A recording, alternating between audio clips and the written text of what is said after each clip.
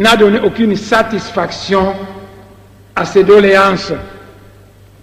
Alors, est-il sage de continuer à s'adresser à un gouvernement qui ne résout pas les problèmes de la population lorsqu'on est en face d'un génocide planifié par le gouvernement en question? Dans de pareilles conditions, à qui faudra-t-il écrire? Réponse au secrétaire général de l'ONU. Devant l'extrême gravité, je vais conclure, il reste une page et demie. Devant l'extrême gravité de la situation de Bundula Congo, Bundula Congo réitère son vœu de voir se tenir rapidement une table ronde sur le Congo central pour discuter de la situation actuelle de la province et partant fixer les normes devant déterminer l'évolution politique future de la province du Congo central. 2. Bundula Congo rappelle qu'il n'y a pas de démocratie sans le respect de la volonté du peuple.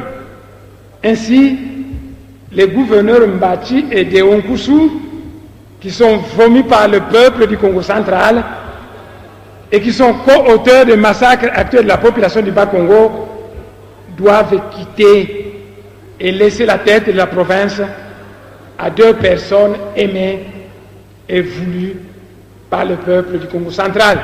Troisièmement, pour toutes les victimes du massacre, nous demandons que le gouvernement les indemnise et qu'il prenne en charge la reconstruction de toutes les maisons détruites à travers la province du Bas-Congo. Et quatrièmement, nous demandons à la communauté internationale, notamment à la Commission des droits de l'homme de l'ONU, de diligenter une enquête sur le massacre de populations civiles qui ont eu lieu dans le Bas-Congo depuis 2002, 2004, 2005, 2006, 2007 et 2008, afin d'établir la responsabilité des uns et des autres et de déférer devant la Cour pénale internationale les auteurs de ces massacres. Nous attirons l'attention des enquêteurs sur le fait que le gouvernement en place a fabriqué de faux témoins qui ont été corrompus en vue de donner de faux témoignages destinés à culpabiliser les victimes. Pour terminer, à l'heure où nous vous parlons, beaucoup d'adeptes de Bundula Congo sont soit dans la brousse, soit en déplacement. Ainsi, des enquêteurs de passage dans ces lieux risquent de n'être qu'en contact avec les officiels et les faux témoins fabriqués par le régime en place. Avant toute enquête, il y a donc lieu de sécuriser les adeptes de Bundula Congo en les ramenant en sécurité au lieu de drame, car jusqu'à présent, les massacres, les destructions méchantes des maisons et les arrestations suivies d'assassinats continuent au Congo central. Voilà, honorables députés, mesdames, messieurs, le message que j'avais à donner à l'Assemblée nationale à l'occasion du génocide du peuple Congo. J'ai dit et je vous remercie.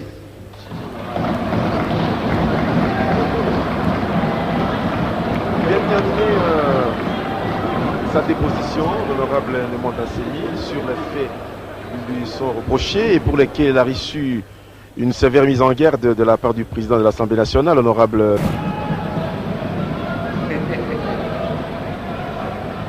J'exhorte par conséquent notre police, aujourd'hui mieux équipée et mieux organisée, à redoubler d'ardeur en dépit des difficultés liées entre autres à la modestie des rémunérations que le gouvernement n'a toujours pas réussi à améliorer. Pour conclure, honorable président, je relèverai combien l'honorable Nemwanda Nsemi et son Boudou Dia Congo marchent à contre-courant de l'héritage historique Né Congo. Je relèverai combien l'honorable Nemwanda Nsemi et son Boudou Dia Congo marchent à contre-courant de l'héritage politique Congo dont la RDC peut s'enorgueillir. Je pense à Paul Panda Farnana, ce grand Mukongo, le proto-nationaliste qui, vraiment le premier, au début du XXe siècle, a évoqué la cause nationaliste congolaise. Je pense à Simon Padi, je pense à Simon Kimbambu et à Joseph Kasavubu, que Patrice Emery Lumumba suivit dans son élan indépendantiste pour la République démocratique du Congo. Non, le Bas-Congo ne sera jamais le Kosovo ou le Timor oriental. Il ne sera jamais le Kurdistan. Il demeurera cette province pacifique de la République démocratique du Congo et je me battrai avec d'autres. Attendez un instant. On Emery Okunji, encore une fois, je vais demander au service de l'ordre pour que vous serviez d'exemple pour tous les autres. Parce que les droits, attendez, asseyez-vous, Emery Okunji. Mais, vous protestez par rapport à quoi?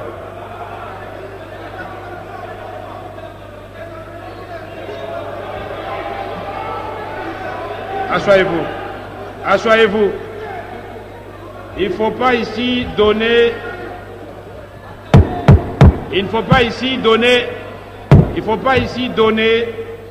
vos capacités à étaler ce que nous ne voulons pas étaler devant tout le monde ici.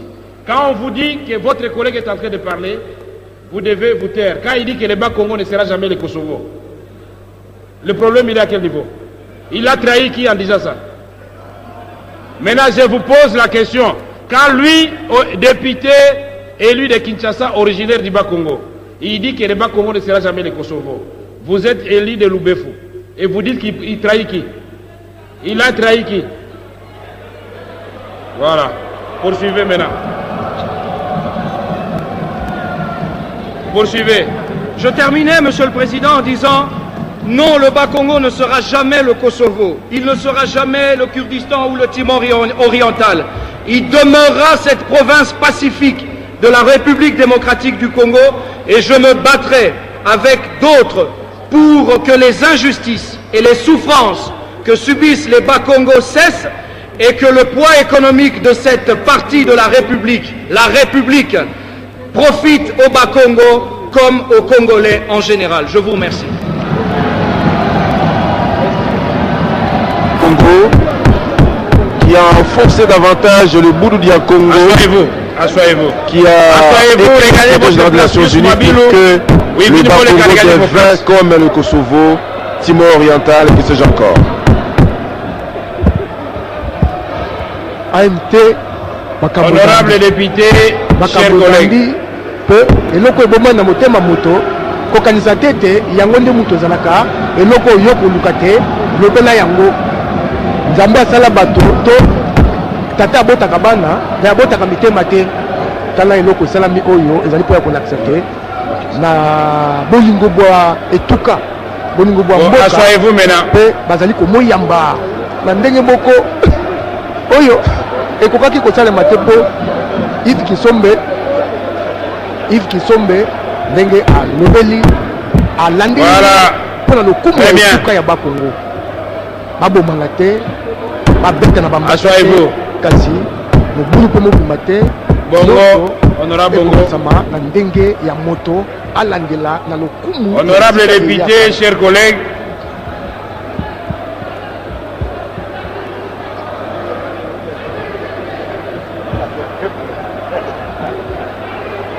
mais Kaenga, mais c'est quoi ça, honorable député?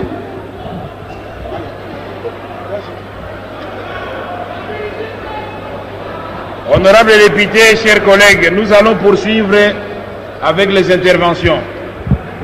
Avant de passer la parole à l'honorable Sessanga qui vient de la redemander, c'est moi qui ai la police de débat. Il est inscrit sur la liste et il peut parler quand il veut. Voilà, je je voudrais attirer l'attention de tous et de chacun. Je voudrais donc dire à notre collègue Emery Okunji, chers collègues, Emery Okunji, honorable, je voudrais que dans l'avenir, ce genre de comportement ne puisse plus se répéter, surtout en présence des invités. J'ai toujours été très sportif avec vous. Et je ne pense pas que de ce côté-là, vous avez des reproches à me faire.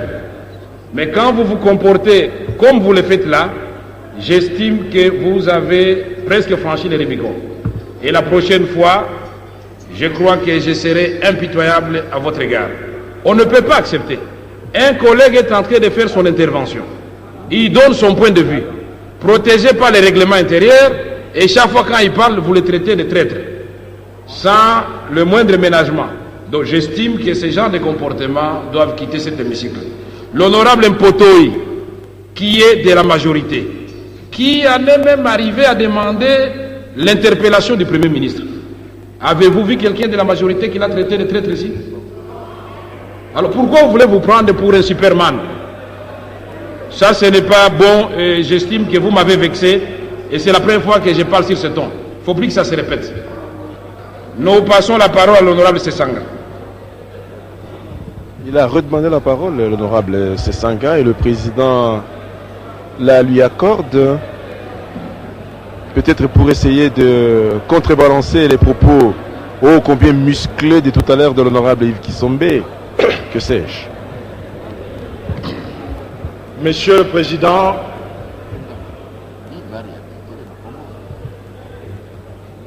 je voudrais d'abord vous remercier pour m'avoir repassé la parole. Je ne l'aurais sans doute pas demandé si le collègue Yves Kisombe, avec qui j'ai beaucoup d'affinités et qui est une personne que j'apprécie beaucoup, n'avait pas tenu les propos qu'il vient de tenir, parce que je voudrais remettre les pendules à l'heure à ceux au nom du groupe MLC. Un instant, honorable. Un instant. De la même façon que j'ai interdit à l'honorable Mirindi de répondre à un autre député, l'honorable Yves Kisombe, au thème de la Constitution et du règlement de l'Assemblée nationale, prendre la parole et exprimer son opinion. D'accord. Donc vous ne pouvez pas dire qu'au nom du MLC, il ne peut pas s'exprimer. Si vous avez un point de vue contraire, faites-le. Sinon, je lui redonnerai encore la parole, il viendra vous contredire. Et ça va nous amener trop loin. Oui, ce que je vais dire, Monsieur le Président, je vous en remercie pour la remarque, c'est qu'effectivement, il n'y a pas de mandat impératif. Chacun de nous défend les positions qui sont les siennes en intime conviction par rapport à une situation. Exact. Le temps de parole qui est accordé néanmoins est accordé au groupe parlementaire. Ce que je voudrais faire savoir ici, c'est que la position du MLC par rapport à ce qui est arrivé au Bas-Congo est de reprouver de la manière la plus totale, je dis bien la manière la plus totale, la politique de sécurité qui est conçue sous le mode brutal de la gouvernance machiavélique qui mêle le recours à la force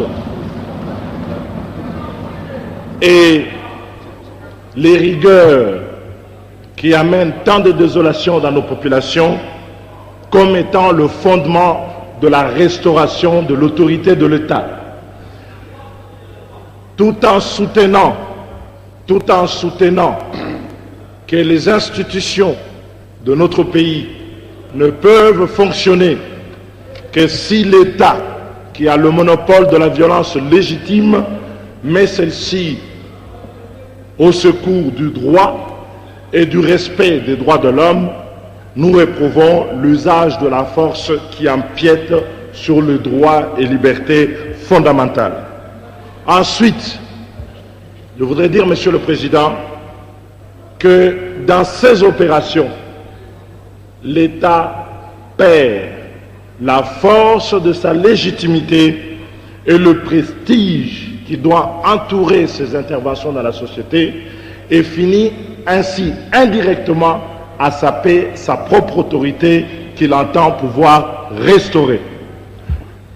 La position du MLC, notre position, c'est de pouvoir dire, nous ne sommes pas pour des pensées qui seraient sécessionnistes, de diviser le Congo, nous sommes attachés à la Constitution et à la République, mais pour autant que lorsque l'on use des moyens de la République, on ne sombre pas dans le romantisme de la violence qui met à bas et foule aux pieds les libertés publiques et l'état de droit au service duquel nous sommes engagés. Je voulais donc intervenir non pas pour contredire le collègue Yves, qui a la liberté de ses opinions, comme vous l'avez dit, il n'y a pas de mandat impératif, mais pour recadrer les choses et dire que les propos qu'il a tenus dans sa liberté engagent sa personne, l'engagent comme député, mais ce n'est pas la position du groupe MLC. Je vous remercie. Merci, honorable Sesanga. Je comprends votre émotion. Et je suis convaincu que les collègues Sesanga... Attendez un instant. Je suis convaincu que le collègue Sesanga est convaincu que Yves Kisombe est convaincu par ce qu'il a dit et que ce qu'il a dit a réhabilité d'une façon ou d'une autre le Mukongo qui est fondamentalement attaché aux valeurs républicaines. Je ne vois pas où est le mal. Je ne vois pas où est le mal. Et vous avez vu comment il a été embrassé, aussi bien malheureusement par les hommes que par les dames, et il a été félicité par tout le monde. Yves, vous voulez dire quelque chose? Il reprend la parole.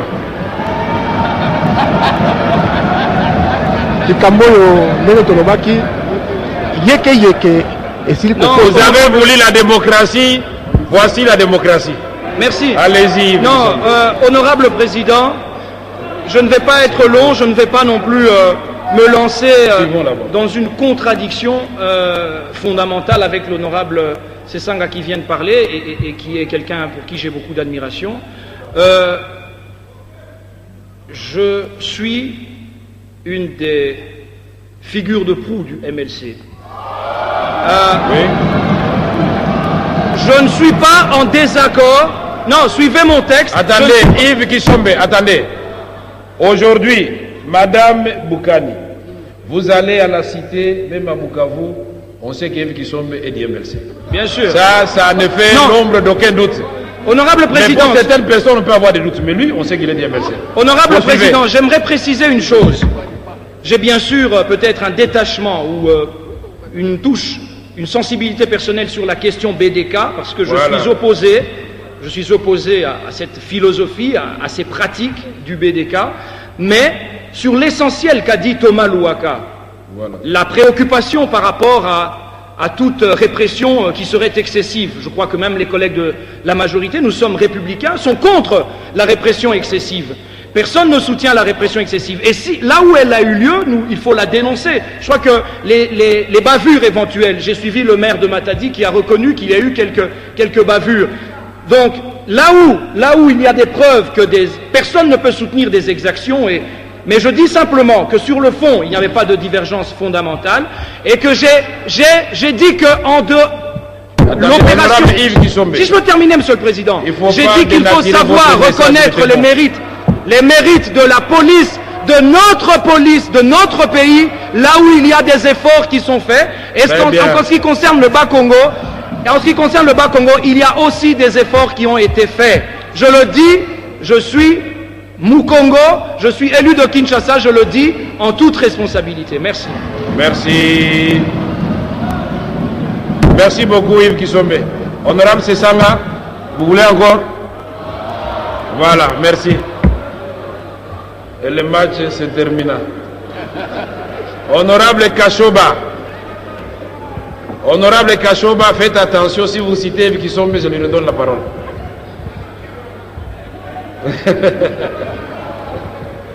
Honorable Kashoba, sans objet, il n'est pas là. Honorable Agadi Boukani, voilà, comme ça vous avez l'occasion de parler.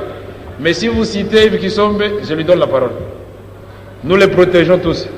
Combien wa la moto pour écouter les sandenge bande Congo balobaka. Vous savez, j'ai besoin